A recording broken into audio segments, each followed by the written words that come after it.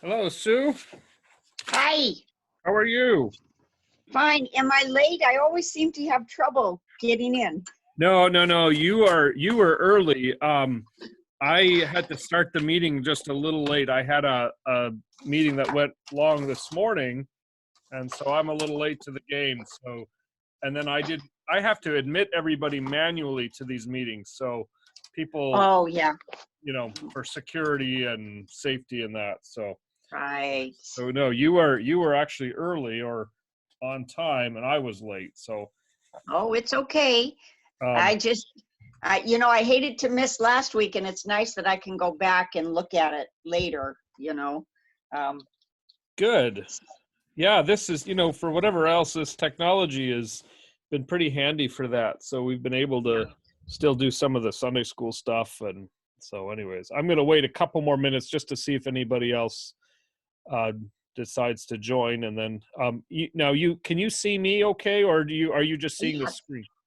You know what's funny? I can see you in a little thing on the bottom corner. Okay, Can you see me? I Because can see. Yep. I'm so new to this. When we do our Bible study fellowship on Zoom, I know some people, they see it where they can see everybody, but I can only see one person at a time. So I don't know if it's just the way they set up the meeting or. Yeah, there's different ways you can do it. One of the ways is you can have the person who's speaking be the main, the big picture, and then everyone else is little, and then there are other ways to set it up. But are you able to see my slide, like that says the book of Nahum, comfort for God's afflicted? Yes. Okay, that's good. That's actually going to be more important for us this morning. So as long Well, as you can, what's nice about this is I don't get to go to Sunday school. So it's kind of nice. I can right? join Sunday school on Thursday. So. Yeah, that's true. That's true. So, um, all right, let me check the time. So I'm going to go ahead and get started. And what I usually do for these is I do mute everybody, but that's only because that's only if it's just to help with the audio quality. So don't, if you have a question, then by all means just kind of wave and I'll be able to see you, and then I'll unmute you. But otherwise, if too many microphones are open, then the sound quality isn't very good. So I'm going to go ahead and mute you Right. now. And I am recording, so as you know, so this will be up and I'll be able to put this online. But we're looking at this morning, or this afternoon I should say, we're looking at the book of Nahum, which is a book that, again, we don't know a whole lot about the prophet Nahum. We know that the book of Nahum was written, or we assume with good reason that the book of Nahum was written by a prophet by the same name. What's important to know, I think, is that the name Nahum is a Hebrew name that means comfort. And so sometimes there's discussion, and this is kind of only a minor detail, but sometimes there's discussion about whether or not the name of the prophet is actually Nahum, or if that was just a title that was applied to him. It doesn't really matter. What does matter is that the book is really itself is a message of comfort. It's a message of comfort for God's people, um, as they experienced affliction at the hands of other nations. And so we'll get into some of those details, but that's important and that's relevant, about because again, the names of the prophets often point to something about their message. Last week we looked at the book of Micah, and the name Micah means who is like Yahweh. And you may remember that last week we looked at Micah, and in chapter 7 verse 17, Micah asks that very question: who is like Yahweh? Who is like God? And so it's always interesting to see that many times the names of the prophets point to something about their message. We know that Nahum comes from the town of Elkosh. So he's called in chapter 1 verse 1 Nahum the Elkoshite. The problem is we don't know much about where Elkosh was, and so it's hard to pin him down to any specific area. We do know, or I should say we don't know, but we theorize that there's maybe one of two places where this actually was. One of them being where modern day Mosul is in Iraq. If you think back about 10 or 15 years to the time of the Second Gulf War, the name Mosul often would come up. And so that's one possibility.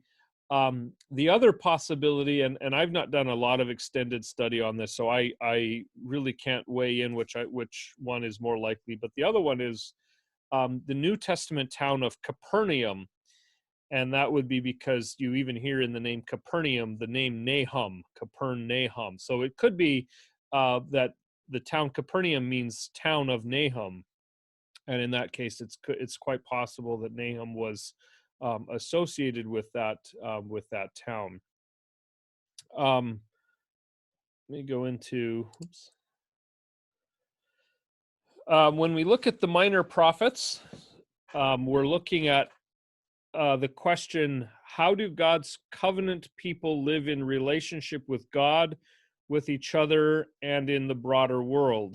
And we've looked at this. I've just kind of put this question out there every week that we've done these studies, because I think we sometimes make the mistake of assuming that the minor prophets, and the major prophets too for that matter, their main focus was to tell about the future, right? Prophets are people who give us some glimpse into what the world will look like one day. And there is some of that, of course. We read about, Micah, and in fact, many of the prophets point to something that we later see reaches its fulfillment in the person of Jesus Christ. But it's also, in fact, I would say it's even more important to recognize that the prophets came to speak a message to the people, calling them back into right relationship, both with God and with each other, and then also with the nations around them. And so in that sense, they served as sometimes as critics, sometimes as comforters, sometimes as bringing warnings about what was, the immediate consequences of their sin. But the prophets were not just about telling the future. They were about speaking a message about what does it look like to live in relationship with a God who has rescued you out of Egypt and has joined himself to you in a covenant. And that covenant carries with it certain requirements. There are certain ways in which God's people are called to live. And when you fail to live that out, then the prophets come along and they warn about that. But also, as we see in Nahum, when life gets overbearing and miserable for God's people, even if it's because of their own actions, the prophets come to reassure God's people and to comfort them. And so that's kind of the overall theme of the minor prophets and the prophets in general. Before we get into the particulars of Nahum, I'll just, as I've been doing, review each of the prophets so far. And again, I think each of these pictures maybe just helps it stick in our minds a little better about what the messages were. The book of Hosea portrays God's relationship with his people as a marriage, and it expresses both God's displeasure that his people have been worshiping other gods, and that's compared to marital infidelity, but it also presents God's heartbreak at seeing his people do that, and then it calls them back into a proper marriage relationship, as it were. The book of Joel is a message that explains this plague of locusts that had fallen upon the land, and it interprets it as a judgment of God against the sins of the people, and calls them back to obedience, lest a greater judgment fall upon them. The book of Amos uses the analogy of a bowl of fruit to describe how God's people were overripe. Their time for judgment they were overdue for that judgment, just like a basket of fruit is overripe and rotten, and you have to expect some action. But then it also promises that God would restore his people and replenish them and renew them. The book of Obadiah deals with Israel's, or more accurately, Judah's relationship with their neighbor, but also the neighbor of the Edomites. They were tracing their lineage back to two siblings, Jacob and Esau. And it talks about what that relationship looked like, and it promises that God would punish the Edomites for their sins against the Israelites. And so in that sense, it is about sibling rivalry, but bigger picture, it also points to the message of election. The book of Jonah, we talked about a couple of weeks ago, and that was, if I have to be honest, that's probably one of my favorite of the minor prophets, and that deals with God's mission to the nations. And it was a rebuke to the people of Israel and Judah, because they had become very ethnocentric. They had seen the other nations as really of secondary or less importance to God, and they believed that God's mercy and compassion was only for them. And Jonah is called to bring a message of the gospel, essentially, a call to repentance and the assurance of God's compassion for his people. He's called to bring that to the Ninevites, and he resists that. Now, I'm spending a little more time talking about Jonah because the book of Nahum also relates very much to the same group of people, the people of Nineveh. The Ninevites, as we're going to see, they actually repented, and God shows mercy to them. He forgives the Ninevites, and he actually, the book ends, you'll remember the book of Jonah ends with a question that God asks of Jonah. He says, should I not show compassion to these people who are of, they're of far greater worth than animals? So shouldn't I be compassionate, just like should I be compassionate to the people of Nineveh? And the book ends with a unanswered question. The book of Jonah, Jonah doesn't actually, there's no sign that he does or doesn't come around to that. He doesn't respond. And so the question is open-ended. And the impact of that is that as God's people are hearing and reading that message, the question is asked of them. And as we said then, it's also asked of us. Should not God show compassion to the nations of the world?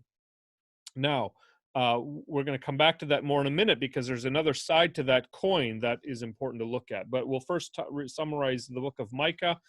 Micah is a book that deals with what does it look like to, and we use the language of walking with the king.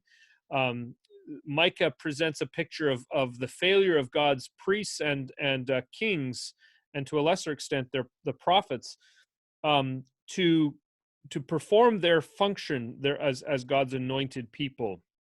And so in that book, there's a promise, the promise that that assures God's people that one day a greater king would come, and one day a better anointed one would come. And there are promises woven throughout the book of Micah. And we saw last week that those promises are ultimately realized in Jesus. Perhaps the most well-known of those promises is where Micah says that out of you, Bethlehem, will come a greater teacher, a greater shepherd king. And then, of course, we see that is interpreted in light of Jesus' birth. So that brings us to Nahum. So that's a summary. And I'll maybe just pause, Sue, if you have any questions on that or thoughts on that. I can whoops, I've got to unmute you if you have any questions. I'm good. All right, then we will soldier on.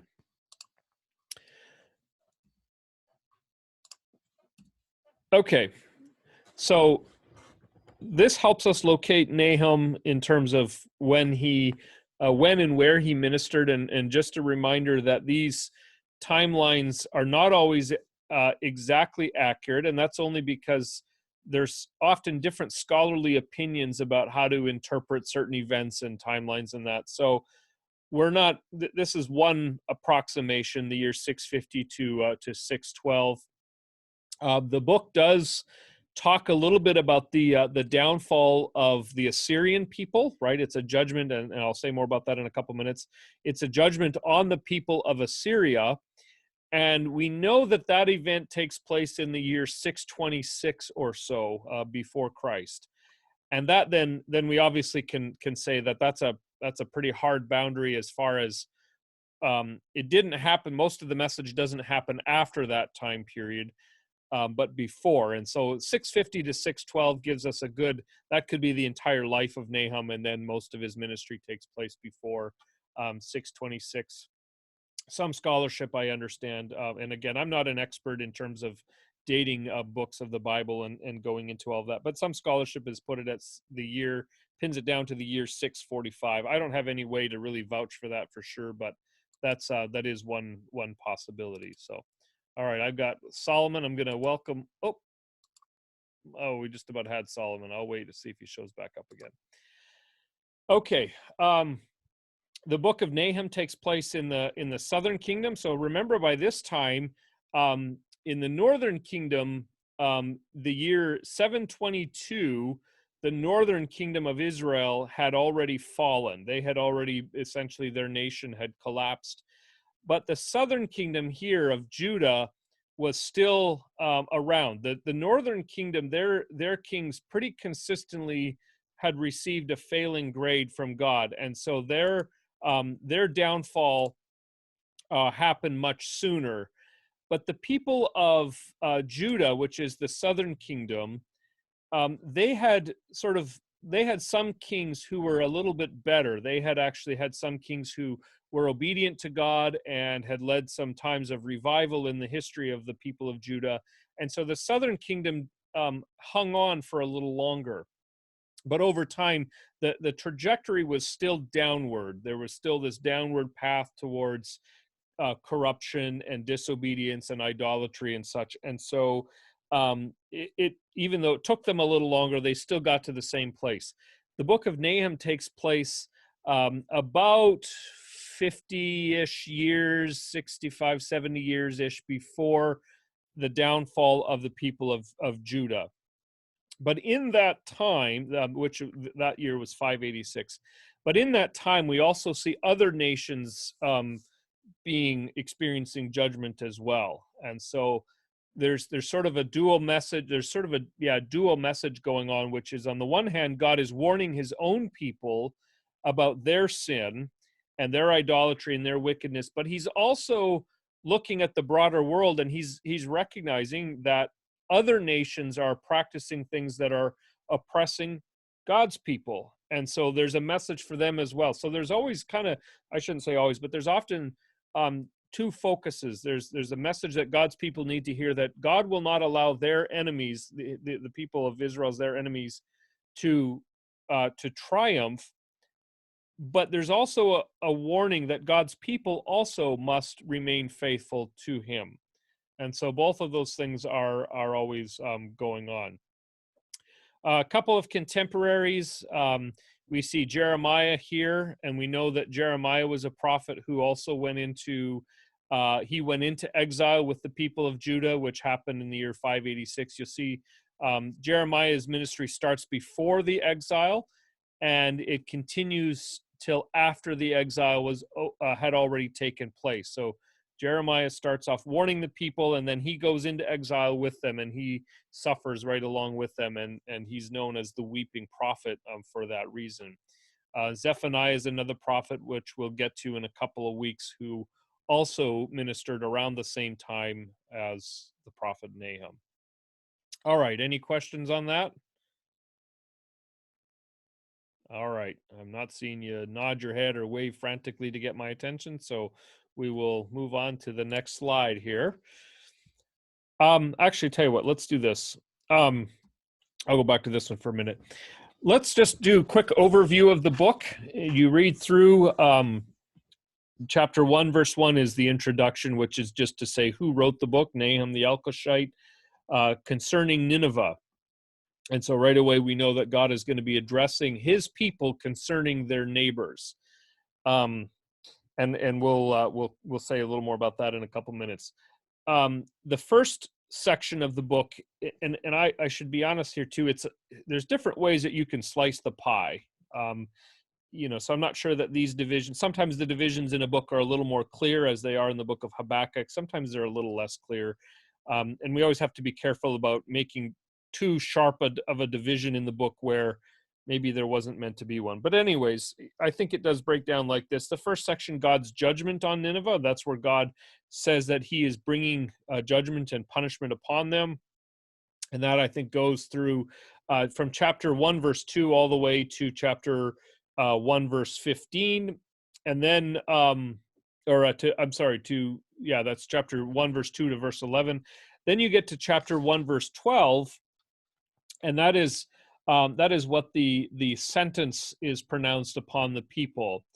But then in verse 15, you get a little message of hope, and that says, but then this is where the message seems directed more specifically as a message of comfort to God's people. So the first part of chapter 1 is about God's judgment on the people of Nineveh, and that's describing what God is going to do and why. But then verse 15 takes a little break from that, and it gives some some hope and encouragement. It calls the people to see the good news and to celebrate in that good news. Chapters 2 and 3 describe more about the judgment that would come upon Nineveh, and it goes into that. And I looked at one study that broke it down really into, and I thought the description was, or this breaking down was a little bit arbitrary, but maybe. Again, that's why I say you have to be careful about cutting your, making your divisions too deep, but you can kind of sketch out some different ideas. The first description of judgment is in chapter 2, verses 1 through 7. And then and when I say description, I mean it's sort of giving us visual imagery to kind of help us see and understand what would happen. Chapter 2, verses 8 through 13 just is the second description. And then chapter 3, verses 1 through 7 is another description. And then the fourth description is chapter 3, verses 18 and 19. The bottom line is that this entire book is a book that pronounces judgment on God's, or on the people of Nineveh, on the enemies of God's people. And the judgment that is described is really quite severe. As you read through it, you see pretty quickly that God is not taking the sins of the Ninevites lightly. He's going to be responding with justice. When we looked at the book of Jonah, I mentioned that the people of Nineveh were a very violent and oppressive people. They were a nasty group of people. Today, I think we would probably, if we had to make a modern day comparison, we might say something like Al Qaeda or something like that. They were ruthless. They were violent. They were known for their cruelty to their enemies. And they had become the really a superpower of the Middle East at that time. Now, when we got into the book of Jonah, one of the things that we noted was that one of the scandalous ideas in the book of Jonah was that somehow God's compassion could find these people. And I'll move on to this here because this is really the first main theme. Somehow God had the willingness to show his mercy and his compassion to these horrible and oppressive people. Throughout the book of Jonah, a couple of times we read about God's, Jonah says, "I knew that you were gracious and compassionate, slow to anger, and abounding in love." Jonah recognizes that about God, and he even says, "I knew that you would do that to the people of Nineveh." And so Jonah is angry about the fact that God's mercy might be shown to such terrible people. And indeed, the people of Nineveh, they do repent and they do experience God's forgiveness. So you get this, at least for a generation or so, you get this national revival among the Assyrian people, which is all well and good. That was in the message of Jonah, again, is the message that God's grace is for the nations, even for the most oppressive among them. But that repentance in Nineveh apparently was very short-lived. It's hard to say for how long. It's hard to say the nature of what that was and how widespread it was. But we do know that within at least a generation or two, the people of Nineveh went back to their old ways, and they became a really violent and oppressive people again. And so that raises the question certainly among the people of Israel and Judah, which is, well, what are the limits to God's mercy and grace? Where do justice and mercy, how do those two things hold together, right? So on the one hand, God is gracious to these terrible people, but when they return back to their old ways and when they become violent and oppressive again, does he respond with justice? Does God punish the sins of his people? And that becomes the question of the book of that the book of Nahum attempts to answer. I believe I said this when we went through the book of Jonah, but there are only two books, I think, in the entire Bible that end with a question. I've said that before. When they teach you to preach, it's usually good advice not to end with a question, because your conclusion should be a statement of what you've already said. And if you end with a question, it kind of leaves the sermon open-ended. And that's generally true in the Bible. All of the books of the Bible end, only two of them, to my knowledge, end with a question. And those two books of the Bible are both Jonah and Nahum. So the book of Jonah ends with a question that forces us to look at God's compassion. Should I not show compassion for those 120,000 people that live in the city of Nineveh? The book of Nahum then ends with a question about the same group of people, but now it ends with a question about God's justice. It says, everyone who hears the news about you, people of Nineveh, claps their hands at your fall. For who has not felt your endless cruelty? And then it ends there. And so there's a question that says, how should we think of God's justice amidst the people? And it's important to note that even in the book of Nahum, I'll point to a couple places in chapter 1, verse 3. It picks up the same theme that is in the book of Jonah. 1 verse 3 says, the Lord is slow to anger and great in power, and the Lord will not leave the guilty unpunished. So you see there, the book of Nahum is revisiting that creed from the book of Jonah. The Lord is gracious and compassionate, slow to anger and abounding in love. But now it's also adding the aspect of God's justice, and it's reminding us that God will not overlook the wickedness of the people. I'll point to a couple of other examples on that as well. Whoops. All right. Give me a quick second here. All right.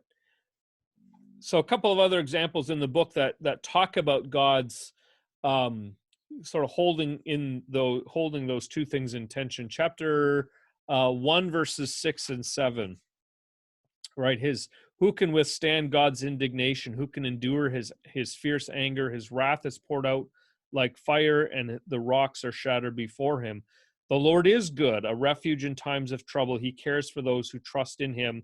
But with an overwhelming flood, he will make an end of Nineveh. He will pursue his foes into darkness. So there you see those two ideas being brought together. On the one hand, the Lord is good, and he's a refuge for those who trust in him, but he's also a God who will punish the people of Nineveh. Chapter 1, verse 15. Look there, and this is where I said earlier, this is that little interlude where where the prophet Nahum addresses the people of Judah. Look there on the mountains, the feet of the one who brings good news, who proclaims peace. Celebrate your festivals, O Judah, and fulfill your vows, for no more will the wicked invade you. They will be completely destroyed. So good news for God's people, comfort, God's mercy and his kindness, but also the reality of God's judgment and his intention to deal with the sins and the wickedness of the people. One more example, chapter 2, verse 2. The Lord will restore the splendor of Jacob like the splendor of the Israel, though the destroyers have laid them waste and have ruined their vines. Maybe that's not the best example, but you still do hear those two ideas coming together: God's justice and his mercy. Now that's an age-old question, isn't it? How can God, and how does God deal both with the reality of evil in our world, and how does he be a God who's gracious and compassionate? How do those two things always fit together? And people today have the same question, and we tend to fall on one side or the other. We either like to see and focus on God's qualities that reflect his kindness and his mercy and his love, and we like to talk about God's, his patience, or there are people who are more focused on his holiness and his justice and his hatred for sin, and he doesn't want us to sin against him, and he has to deal with the problem of sinfulness in the world, and he's going to punish those who do wrong. The reality is we see that tension all over the place, and people tend to focus, I've noticed anyways, people tend to focus on one side or the other. God's kindness, mercy, forgiveness, patience, his willingness to tolerate people who make the same mistake over and over and over again, or his commitment to hate evil and sin wherever he finds it. And the question is, how do both of those things fit together? And the book of Nahum shows us that God is both. We can't craft a God in our own image as much as we might like try to do so. God, to be who he is, to be faithful to who he is, God has to take seriously the problem of evil. A good and just God, in fact, a God who, I was going to say, a God who's worth his salt, can't look softly on the evil in this world. Now, I want to just quickly address that, maybe just expand on that a little bit, and then hopefully I'm not going too far afield here. But nowadays, that's probably the quality of God that we want to get rid of most quickly. We want to say, well, look, how could you believe in a God who would ever punish wrongdoing? How can you believe in a God who is, gets so upset about, sin? Why can't God just be merciful and gracious and compassionate? And we want to make God more loving. But the problem is when we do that, we actually end up making God less loving. Because what we end up doing is we end up saying to people who, let's just say people who are victims of some of the heinous acts of sin and evil in this world, we say to them, well, God doesn't really care that much about the oppression and the suffering and the sin that has been committed against you, right? So whether it's a domestic violence situation, whether it's genocide, whether it's the stories we read about in the news from time to time, where a person somehow they manage to get away on, maybe on a technicality, they get away with committing terrible crimes against another person. And if we say, well, God is just loving and he tolerates evil and he tolerates wrong and he doesn't want to get too worked up about evil in this world, what we're really saying is, well, sorry, you just got the short end of the stick. That's not loving. It's not loving to talk about a God who goes soft on evil. So my point is that in trying to make God more loving, we actually end up making him less loving. We need a God who is both just and hates the evil and sin in this world, and a God who is merciful. In the book of Nahum, that's maybe I'll segue with that into the next point, but I want to just make sure you don't have any, if you have any questions or comments, I'll give you a chance to chime in.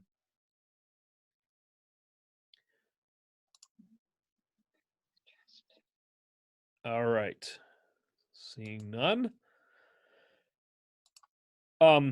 That's the second part of what I wanted to talk about, is the idea of God's justice being an idea that is actually meant to be comforting.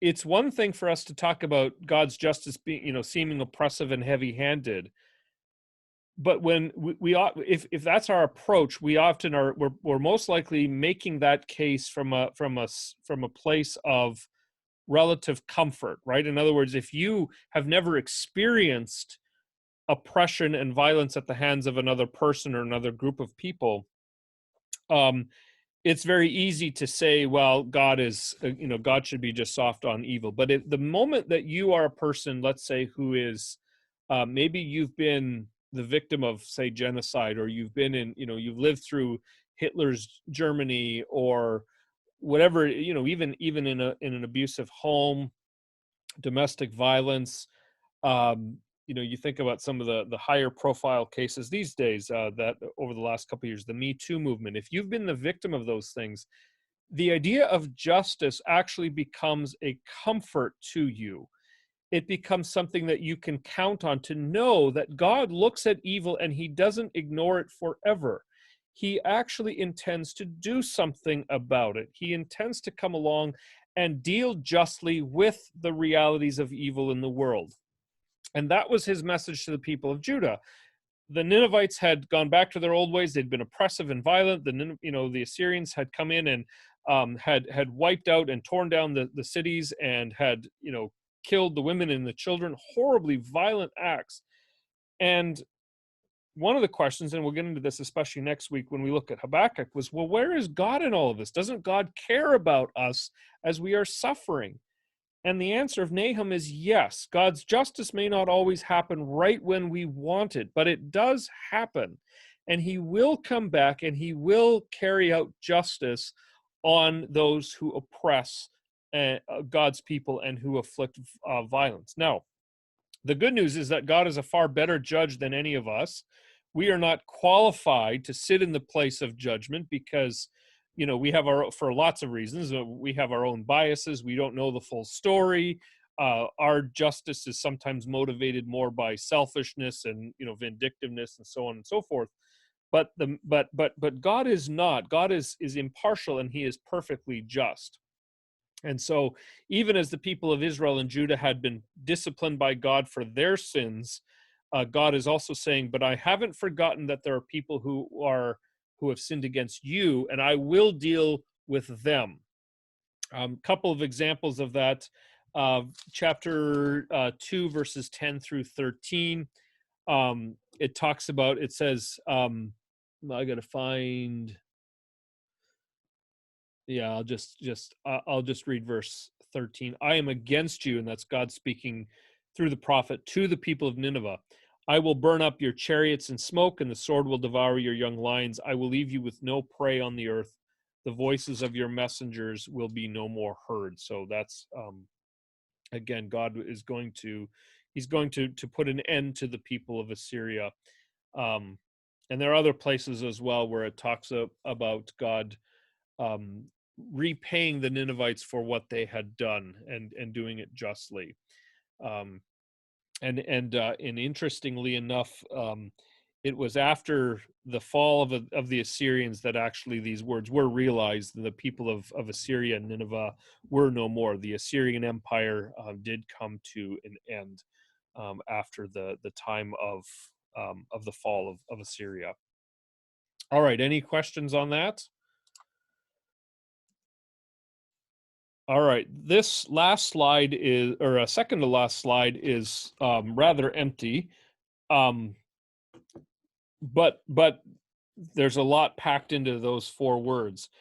We're looking at the question: where do we see the gospel in Nahum? How does the book of Nahum prepare us or point us to the person and work of Jesus Christ?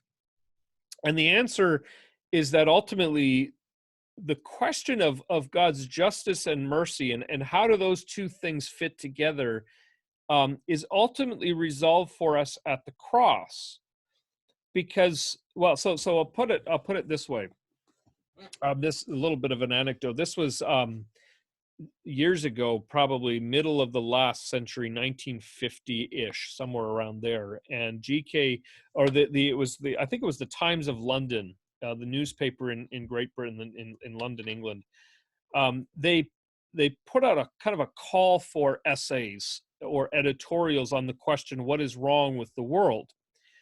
And the idea was to get some different contributions back from some well-known scholars and thinkers of the day who could chime in and give their theory for why is the world in the mess that it is. They had just, I think it was around the time of the Second World War. And so people are writing in with their different theories about why is the world the way it is. And the story goes that G.K. Chesterton wrote back in, and his response was very simple: "What's wrong with the world?" And he wrote, "Dear sirs, I am. Sincerely, G.K. Chesterton."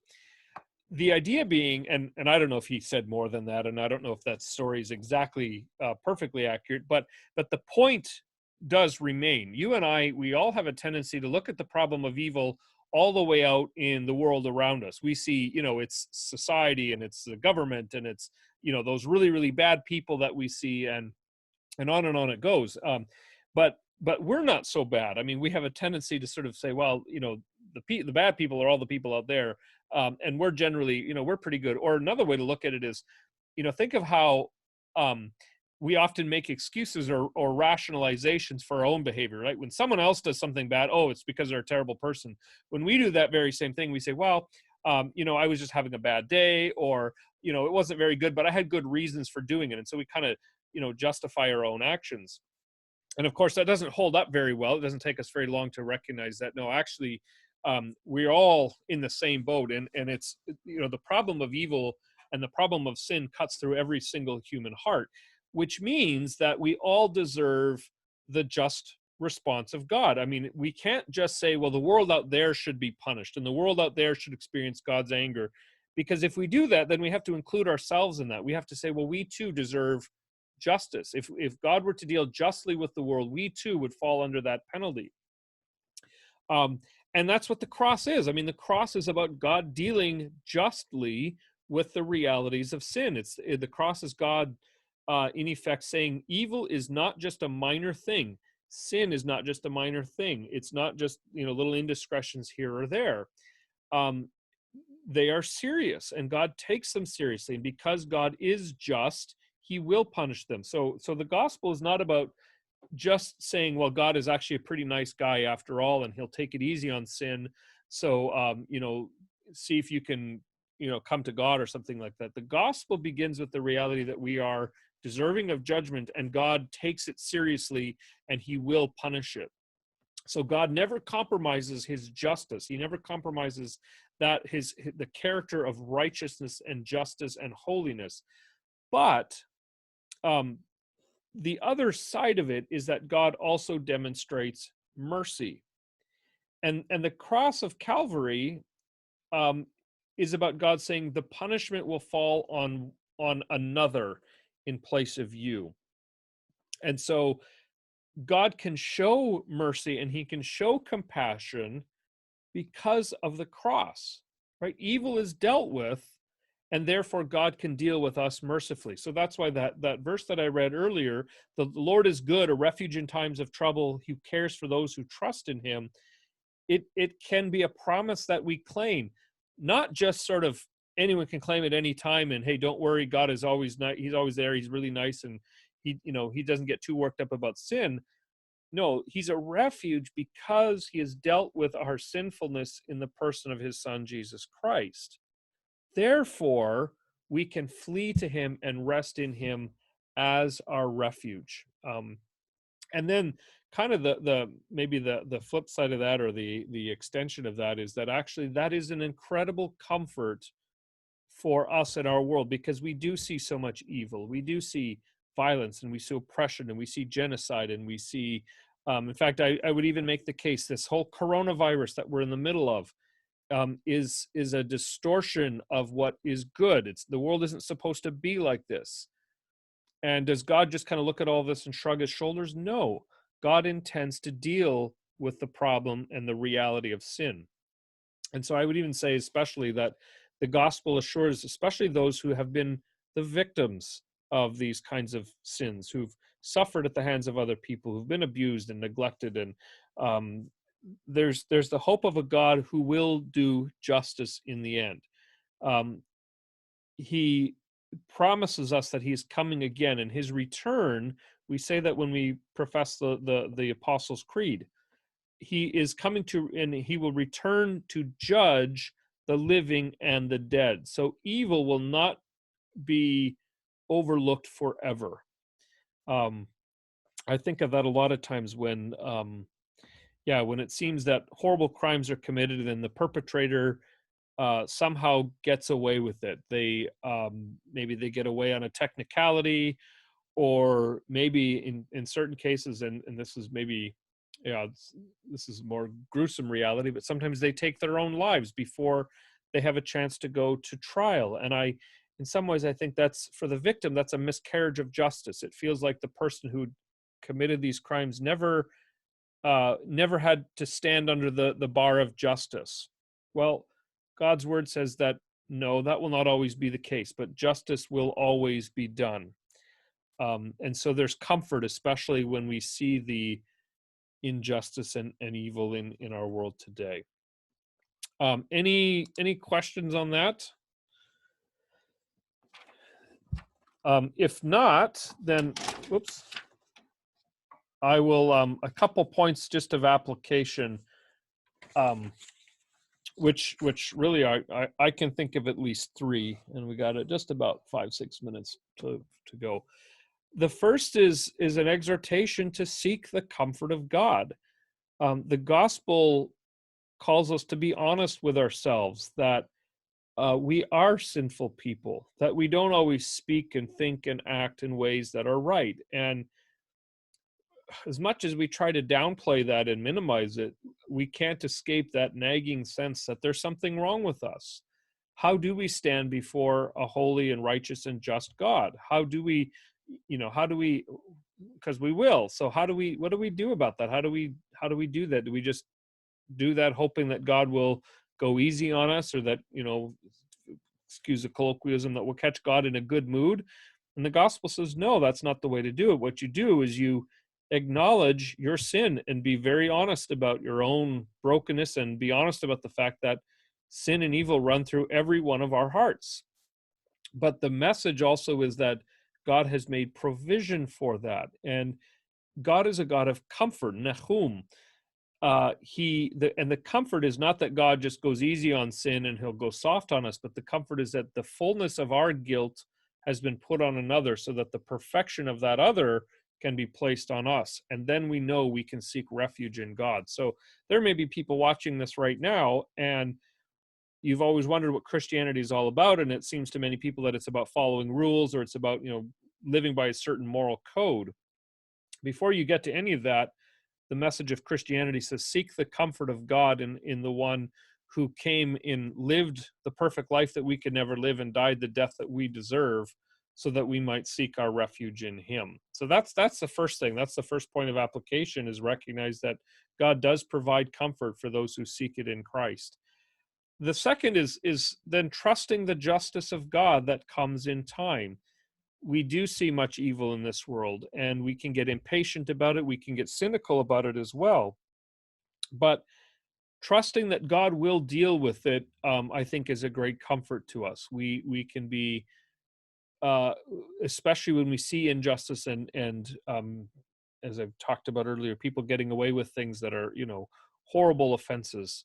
God will deal justly with those things. And in the end, everyone will be able to say that God has done what is just. No one will be let off the hook, as it were. Now, we can seek as I said, we can seek our shelter in Christ, and we can seek his mercy. But in the end of the day, the justice will either be paid by Jesus, or by those who've done what is wrong. And that sort of then leads into the third point, which is leave the justice to God.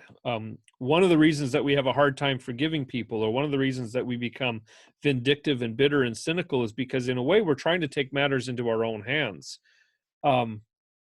Someone seems to get away with something, and we hold a grudge against that person, whether it's our husband or our wife, whether it's a coworker, a friend, or member of the church, member of the community. And the difficulty we have in forgiving people is rooted in this idea that we've got to even the score somehow. And really what that's all about is that we're just saying, hey, I want to sit in the place of God. I want to be the one to carry out justice. But when you trust that God is going to do justice, that actually frees you up to say, look, I can forgive this person. I can not hold my grudge and my anger and my bitterness. I may not see the full picture. I'm willing to even endure some measure of injustice, because I trust that at the end God is going to do what is right and justice and just.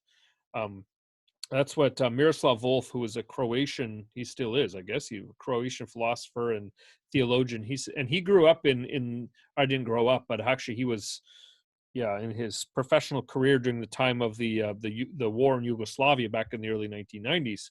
And so he was in the midst of this ethnic cleansing, and he says, so if there's anyone that ever would have reason to be angry and vindictive towards their enemies, it would be Miroslav Volf, because he lived it.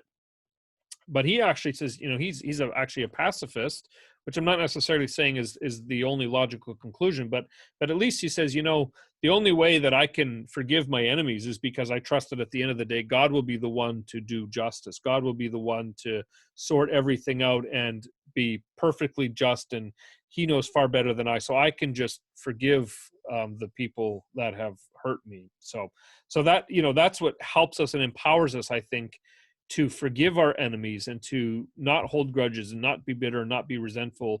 It's because we're trusting that God will be the one to do justice in the end. So any questions or comments or thoughts on that? I'll give you a chance if you have anything to say, anything. I'll unmute you there. Well, I think I need to get off my high horse and stop saying that's not fair. Leave justice to God. Well, you know what? But there is that very deep instinct that we all have that, we say, we hear our kids say, right? It's not fair. They say it from a very young age. But No. you're right. You know, we have to learn to let go of that, and to trust that God will be the one to make it fair, and God will Mhm. be the one to sort it out. But you're right. I mean, we all have that sense of fairness and justice that's very well built into us. Mhm. Yeah.